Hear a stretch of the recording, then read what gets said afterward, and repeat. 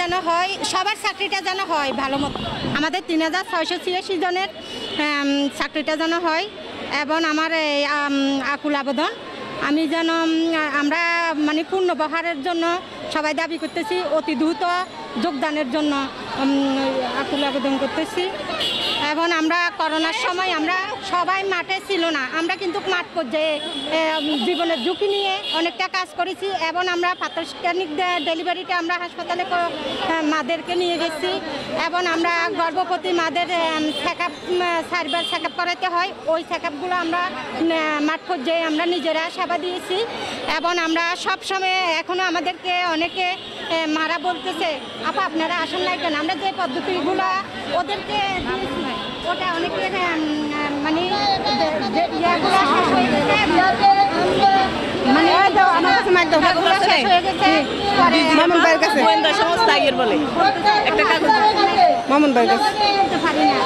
কিভাবে আসবো, আমরা চাকরি নাই ওটা বলতে পারি না। আমরা বলতেছি এখন আমাদের স্থগিত রাখা হয়েছে, আমরা আপনাদের সাথে পরে কথা বলবো, কিন্তু আমরা সব সেবাগুলো দিতেছি। এই যে বড়ি, কন্ডম, ইঞ্জেকশন এগুলো আমরা সব সময় যা আমাদের কাছে আসছিল ওগুলো আমরা ওদেরকে এখনও দিয়ে যাচ্ছি। আমরা কোনো বাতা পাইতেছি না, আমরা সেবা দিয়ে যাচ্ছি বলে আমরা এখনো মাঠ পর্যায়ে কাজ করতেছি। প্লাস আমাদের FWকে আমরা আন্তরিকভাবে সহশরীরে আমরা এখনো পর্যন্ত মাঠ পর্যায়ে আমাদের FWকে অফিসকে বিভিন্নভাবে বিভিন্ন জায়গা থেকে আমরা সহযোগিতা করে যাচ্ছি। আমাদের বেতন নাই, তা যেন আমরা মানব সেবায় ব্রত নিয়ে যে চাকরি আমরা করতেছি, সেজন্য আমরা মানব সেবার কাজটা যাতে সাকসেস হয় সেজন্য আমরা কোনোভাবেই আমরা পিছিয়ে নাই। আমরা বিভিন্ন মাদেরকে, বিভিন্ন কিশোরীদেরকে বিভিন্ন টিকা পর্যায়ে স্বাস্থ্যমূলক যেই সেবাগুলো মাঠ পর্যায়ে আমরা দুর্গম এলাকা থেকে পৌঁছে দিচ্ছি। আমাদের টার্গেট হচ্ছে যে 40 সাল পর্যন্ত আমাদেরকে একটা টার্গেট দিয়েছিল, যে টার্গেটের নিয়ে আমরা কাজ করতেছিলাম। হঠাৎ 24 সালের জুনের 30 তারিখে আমাদেরকে বলে যে আপনাদের চাকরি নাই। তাহলে আমরা মাঝপথে যাব কই? আমরা নতুন করে যে অ্যাপ্লাই করব তার সুযোগ নাই, আমাদের সার্টিফিকেটের বয়স নাই। তাহলে আমরা বয়স নাই, মাঠ পর্যায়ে আমরা যাব কোথায়?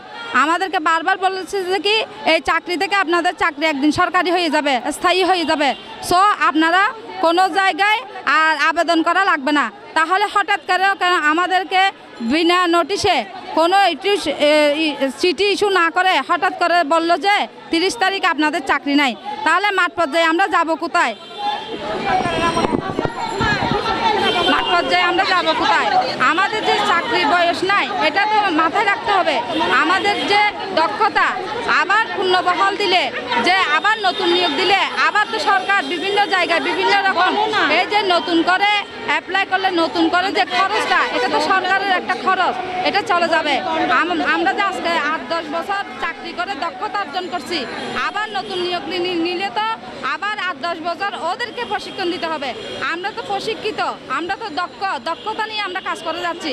তাহলে সরকার ওদিক থেকেও আমাদেরকে রাখলে অনেকাংশে ঝুঁকিটা কমে যাবে, যেটা আলাদা করে খরচ করা লাগবে না। যে বিভিন্ন প্রশিক্ষণের মাধ্যমে আমরা যে দক্ষতা অর্জন করছি, 2030 সালকে টার্গেট করে যে দক্ষতা অর্জন করছি, আমরা সার্টিফিকেটের বয়স না থাকলেও আমরা দক্ষতার প্রয়োজন দিচ্ছি।